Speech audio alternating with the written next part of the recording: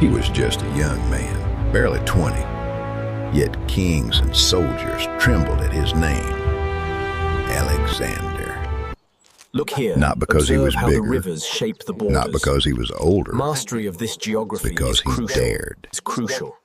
He dared to imagine a world under one crown. He dared to march across deserts, to climb mountains, to face armies that had never been defeated. There were victories, glory, cities built in his name, but also losses, allies betrayed, friends dead. And then he was gone, too soon. Yet his story didn't end with his death. The maps changed, borders disappeared, languages mixed, ideas spread. How could someone who died over 2,000 years ago still echo in our streets today, in our words, in our ambitions? Some say he was ruthless, some say brilliant. I wonder, was it his power or his vision that outlived him? Alexander, the man who almost ruled the world, and somehow outlived time. Alexander moved through Macedonia, not as a king yet, but as a boy with fire in his eyes. He watched the rivers, he watched the mountains. He imagined them as paths to a world that belonged to no one. Yet. He took his soldiers, young men, full of hope, full of fear. Together they left cities behind, crossed lands that whispered stories of old kings. Every step a risk, every step a chance to rewrite history. They reached Greece, the city-states. Philosophers spoke, traders hustled. The streets smelled of bread and debate. Alexander walked among them, listening, learning, not just about conquest, about people, about ideas, about what it means to rule and to inspire. Then came Persia, vast deserts, strong armies. He didn't just fight to win, he fought to bring cultures together. He wanted knowledge to travel with his soldiers. He wanted art to survive battlefields. He wanted history to remember not just battles, but ambition. And finally, Egypt.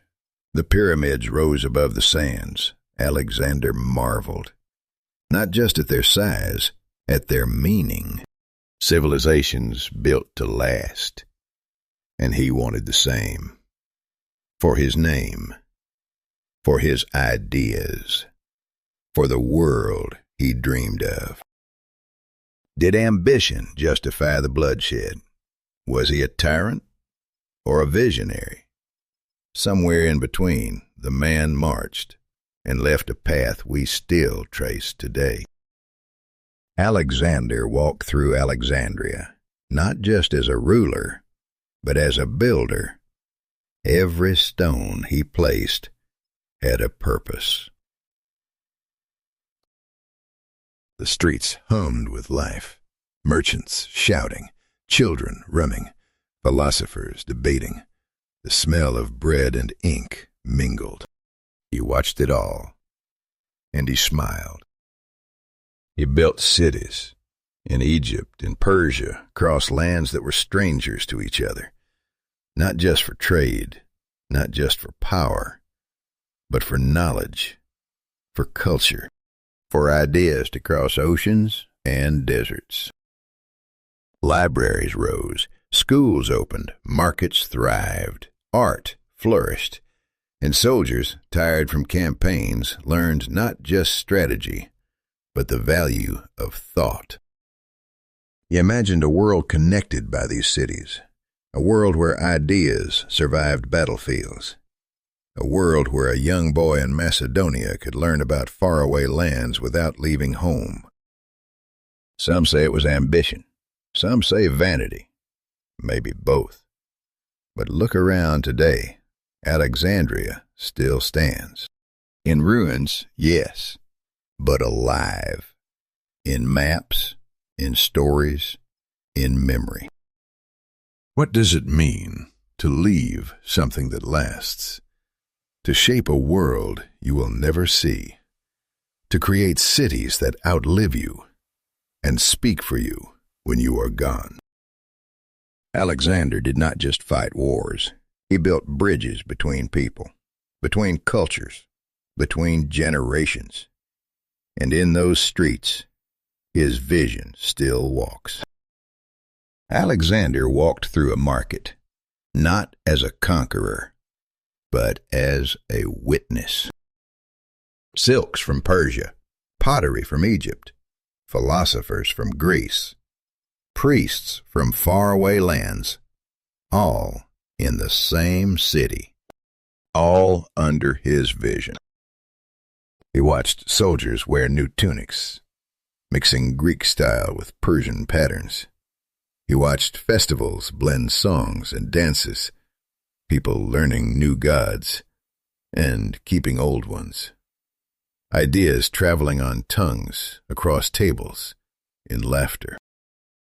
Some called it fusion. Some called it chaos. He called it life. He knew that conquest alone fades. Steel rests. Walls crumble. But culture, ideas, they linger.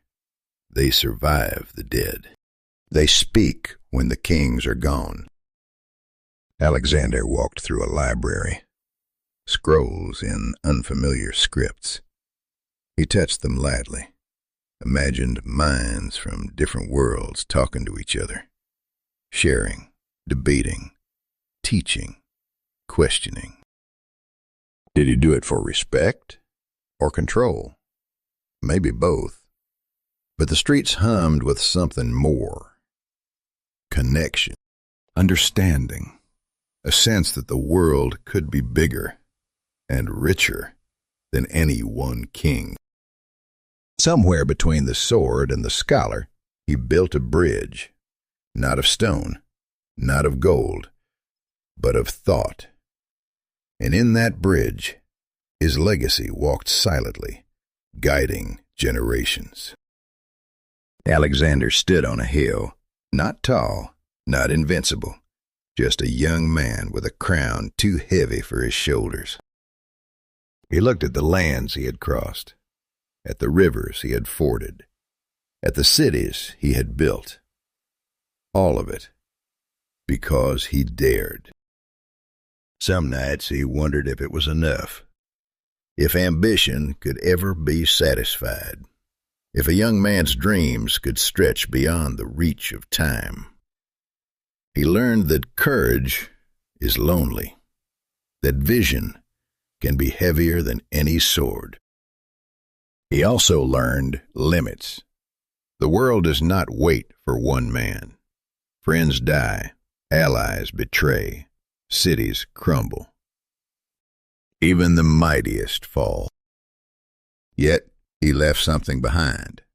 Ideas, culture, bridges between people, lessons whispered through generations.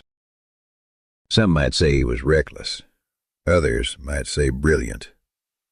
I think he was human, flawed, determined, and endlessly curious. Look at his story. Do you see the thrill of reaching higher, the weight of choices, the quiet truth that nothing lasts forever, except perhaps what we give to others? For those of us looking back at a life well lived, at family, friends, and the mark we leave, Alexander reminds us, ambition matters, courage matters, but so does reflection, so does legacy. He was a king who almost ruled the world, and yet, in the end, he teaches us about time, about our limits, about what endures and what fades. He shows us that greatness is not just in conquest. It is in what survives after we are gone. And as we sit back thinking of our own years, we wonder, what will we leave behind? Alexander lay in a quiet room, not on a battlefield, not surrounded by cheering crowds, just him and the weight of all he had done. The world waited. But the world does not wait for one man. Friends, generals, allies, all eager for their peace. His empire divided before the ink on his will could dry. Yet something survived. Not walls, not armies, not crowns. Cities he founded still stood. Libraries still whispered knowledge. Ideas traveled farther than his soldiers ever could. The name, Alexander, lived on. Power fades, steel rusts, empires crumble. But influence, thought, culture, they endure. He showed that true legacy is not in what you conquer. It is in what outlives you. People often forget that. They chase victory, wealth, glory. But Alexander reminds us, time is the ultimate judge, and the mark you leave, that is immortality. Some called him ruthless. Some called him visionary. I think he was human, flawed, ambitious, and aware, perhaps, that nothing lasts forever. As his generals fought for pieces of his world, he left a whole world to everyone. And in that, there is something extraordinary. So when we look back at our own lives, at what we build, what we teach, what we love, we might ask ourselves, what will live on long after we are gone? Alexander did not rule forever, but his name, his ideas, they almost did. Alexander rode through the desert, not as a king, but as a traveler chasing horizons. He passed mountains, rivers, and cities. Soldiers marched beside him. Horses snorted, flags waved in the wind. Every step a claim, every city a promise. In Macedonia he had grown. In Greece he had learned. In Persia he had faced the unknown.